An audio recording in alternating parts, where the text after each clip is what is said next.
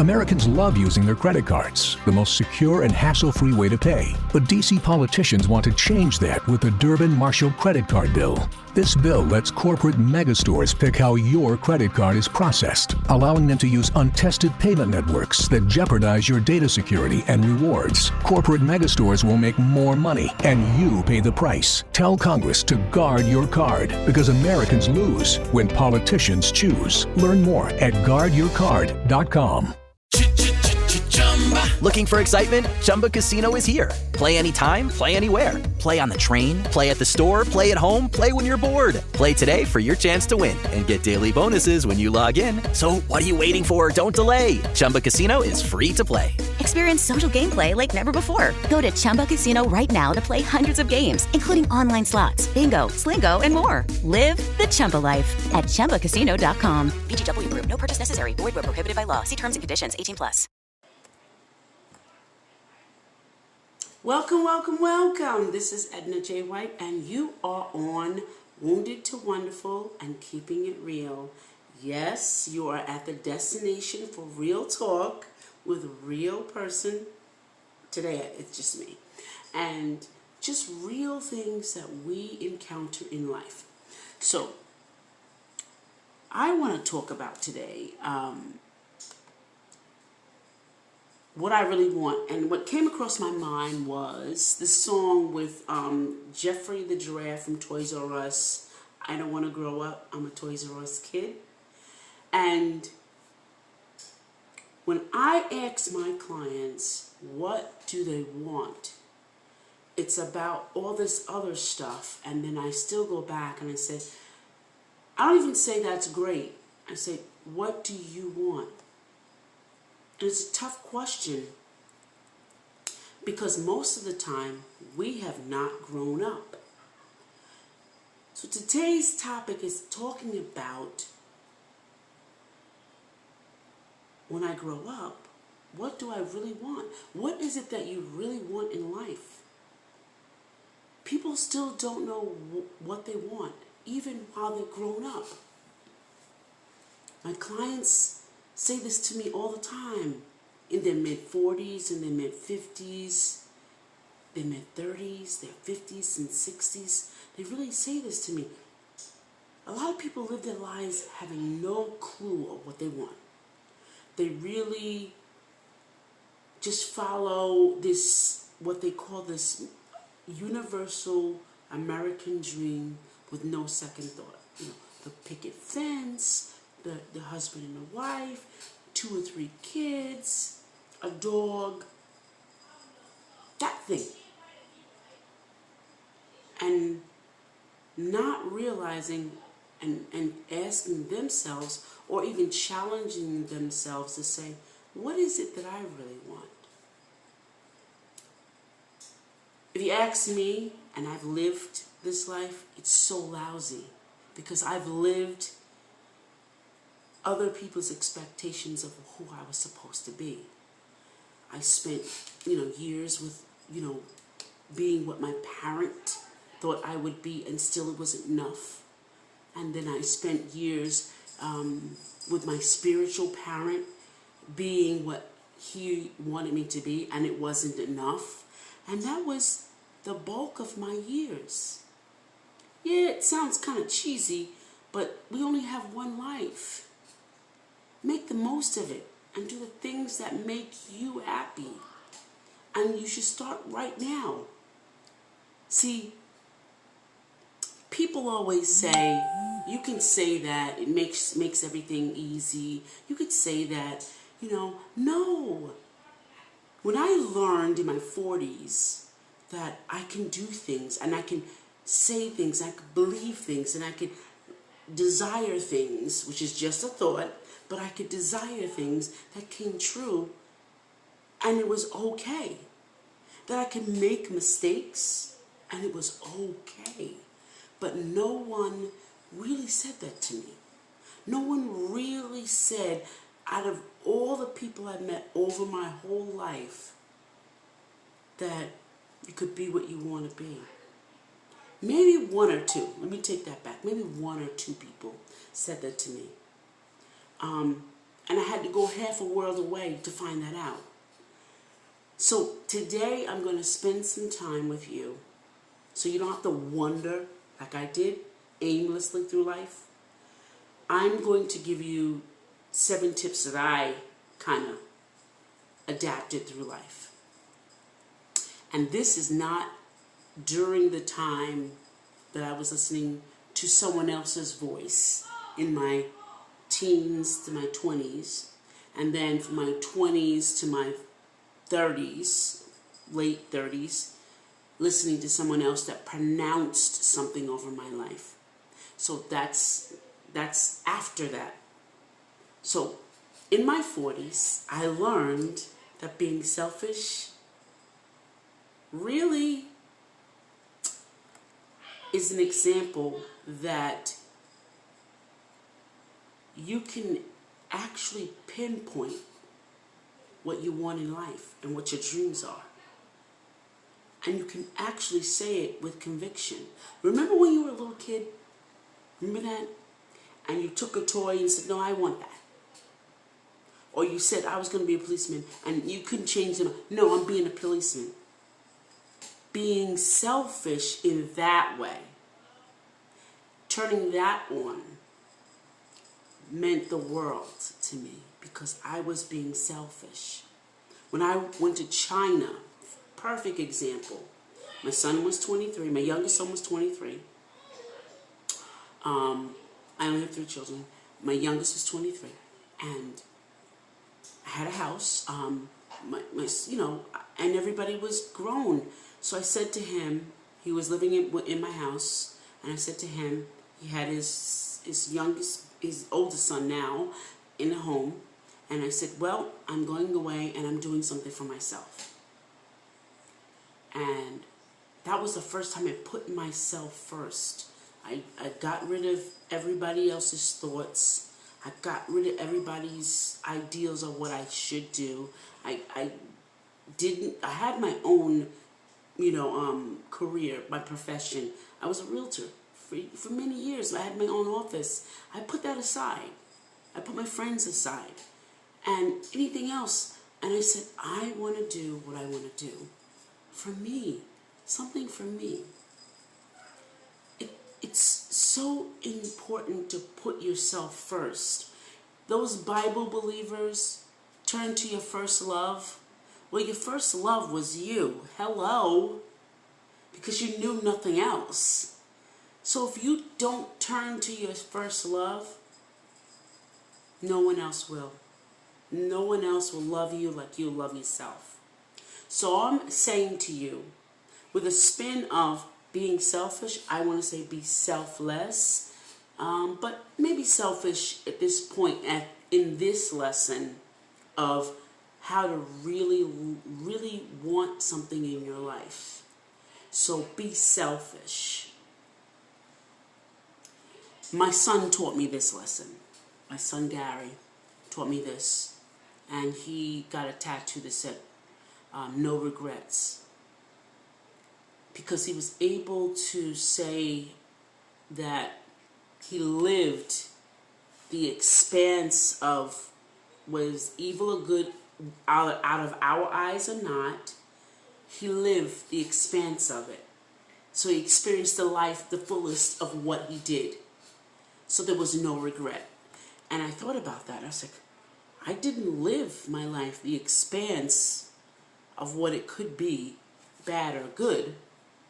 So I have nothing to regret because I'm in the middle. So it's my life. It's time for you, me, to live our lives exactly the way we want it to be. See, we accept chips, or I call my little pup Cooper because sometimes he'll wait till my grandkids come over and start looking for crumbs. We get the crumbs from our past. We get the crumbs from other people. We get the crumbs, and we're not able to move forward because we have no strength because we're eating crumbs. I promised myself maybe 5 years ago that I would never eat food that was not wholesome and good and the best. And I remember saying that to a couple of my, people that I knew, and they were like, "Oh, food is expensive." I said, "Yeah, but I've eaten the worst. I want to eat the best. I'm not saying eat escargot, because I don't like escargot. It's disgusting. I don't like it. Some people like it. I think it's a status thing. But I'm saying if you're going to eat meat, eat the best of the meat. If you're going to eat the best. If you're going to eat beef, eat the best. Not 60%, not 40%. Eat 90 to 100%. You're going to eat it. Don't eat that you have to make up and put in fillers. So I don't regret, even when I go to the store now, I don't regret shopping because I feel good about what I'm eating, and I'm not overeating, or I'm not languishing. I don't feel any regret. And that's just with food. So I just want to say that don't live in the past. We sometimes take on eating habits, and I'm going to stay with that, eating habits, because that's the past, what they showed us. But our bodies are a reflection of the present and the future. If we continue to eat what we were given in the past, we live in the past. We suffer. When our bodies are saying to us, and we're not being conscious of it, we live with so many. Our bodies show our regret. When we're out of sync, out of overweight, or just not eating well, we are living in regret. When we are in debt and we don't know how to live, to learn how to manage our money properly, and we are always asking for resources instead of tapping into the source, we're living in regret. I want you to live in the present and then live in the future, create in the future. So don't live with regret. Figure out what you need. So sometimes it's hard to figure out what you need. But you have to sit down and think it through. Most of us don't. We don't think about what we need. And then we're too ashamed to figure out what we want. The reason why a lot of relationships do not work romantically is because you want a family and they don't. You don't want any children and they do. There's no meeting of the mind because you haven't figured out what you want. You haven't expressed. Have you ever expressed yourself? No. Because you're always on that point where I have to, sit still, look and listen.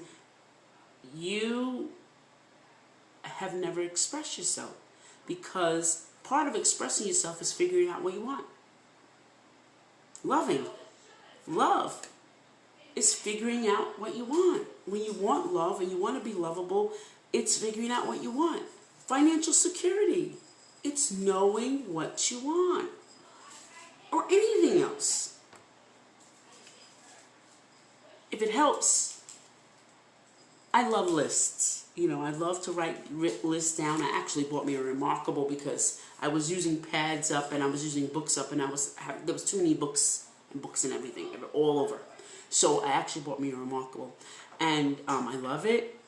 But I'm able to keep my lists and check everything off and erase it and start over again. Make a list.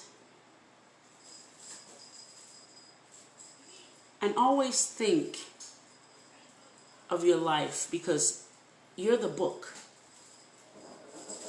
You're the writing, you're the priority. What legacy as a friend, as a sister, as a brother, as an aunt, as a daughter, as a son, cousin, whomever, aunt, whoever. What kind of legacy are you leaving behind? Figure out what you want. Determine what really bothers you. Okay, this is a tough one because this has to do with, I don't want to grow up, I'm a Toys R Us kid. Because when you go into Toys R Us, you go towards the toys you want. You don't, if people push you, you push right past them. You only saw when you push back against something you don't want. So when you're going through that Toys R Us store, people are pushing you, you find a way to get past them. You figure it out. And you figure out what upsets you, and you be specific about it. You know that the radio show, I think it's 97.1, I want to say it is. They say, tell them why you're mad. Most people want to put on this nice face because it's either Christian or it's Jesus-like or it's God-like. No, we're human.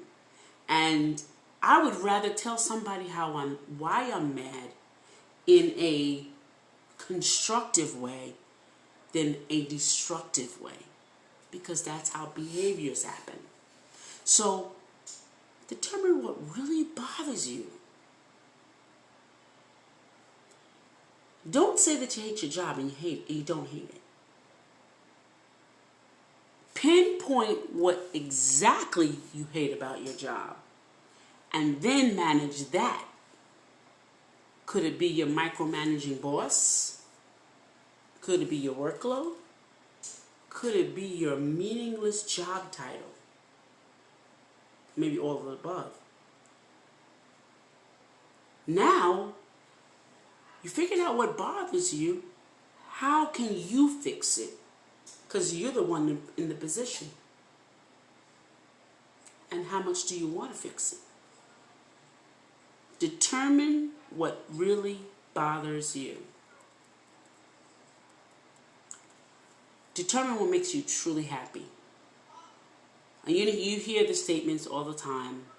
Happiness is not people, places, things. It's not a destination. It's a way of life.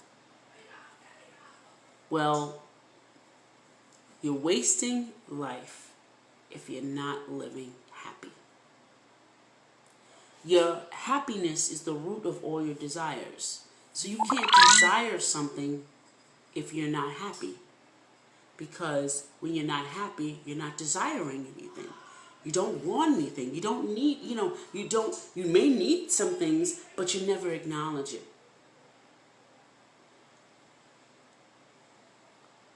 Take a few moments and just like to inhale that, like to breathe that in. Truly be happy. Truly make a difference. Is it traveling?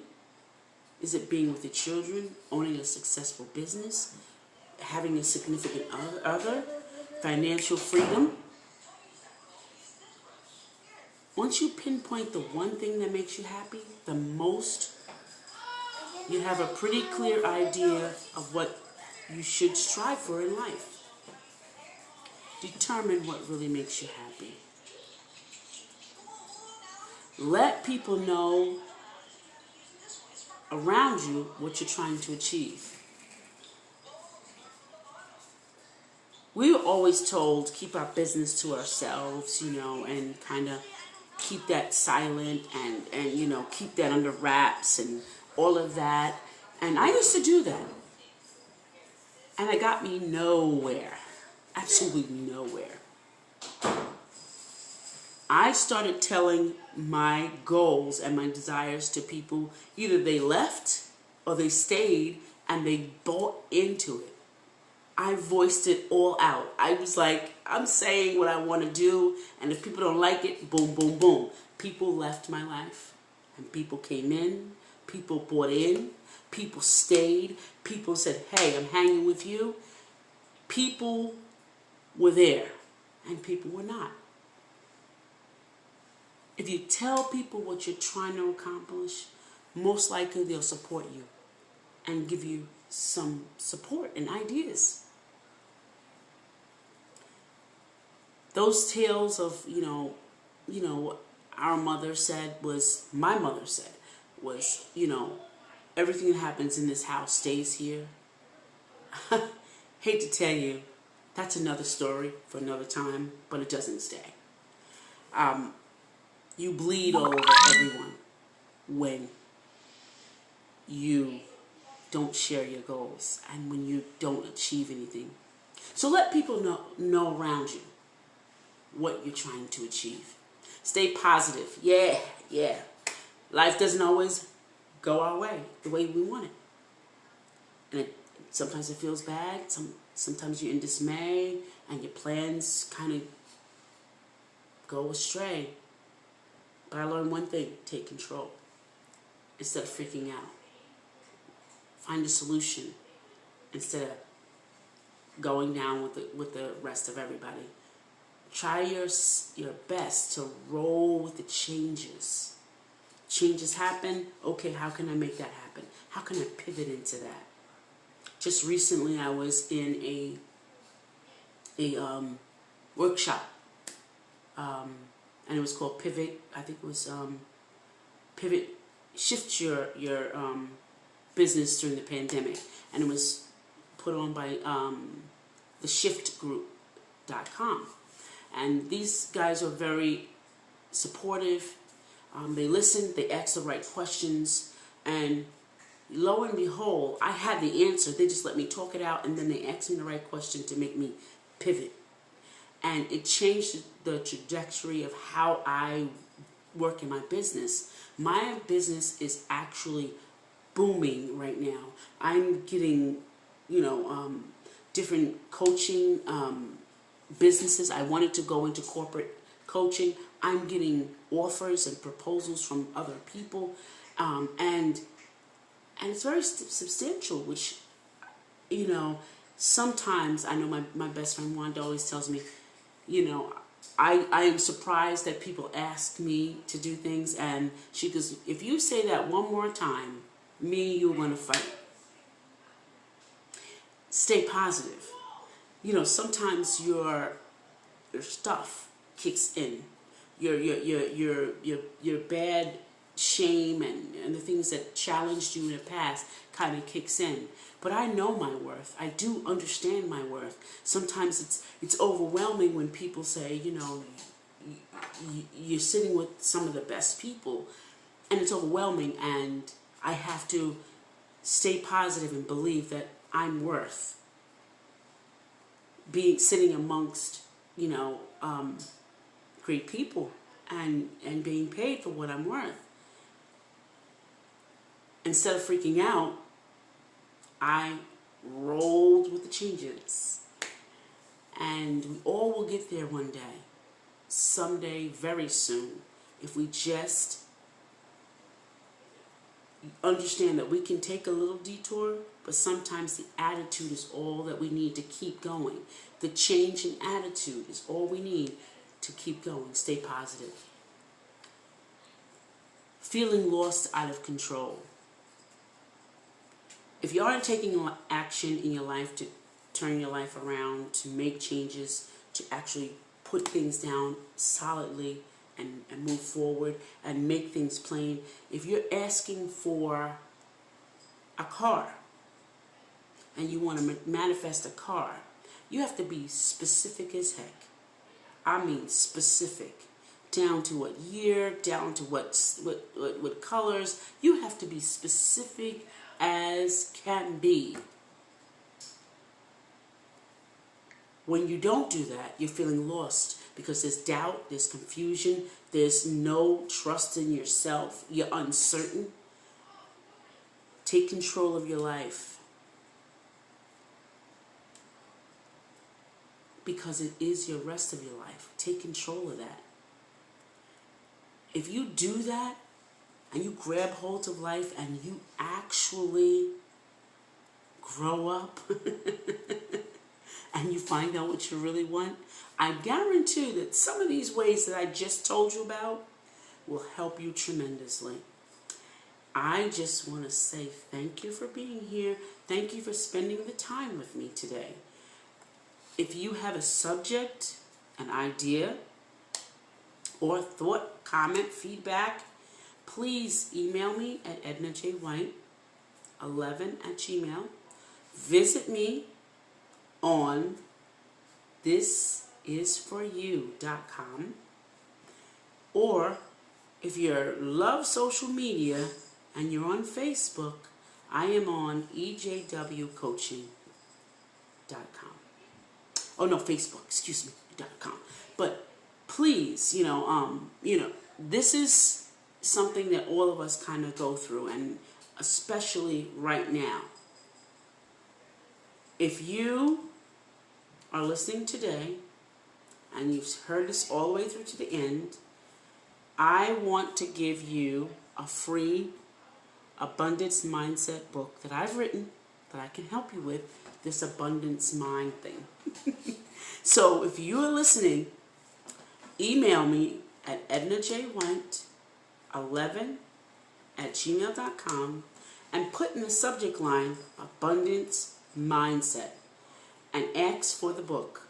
And I'll either email it to you or I'll mail you a copy autographed. Thank you so much and have a happy. Signing off.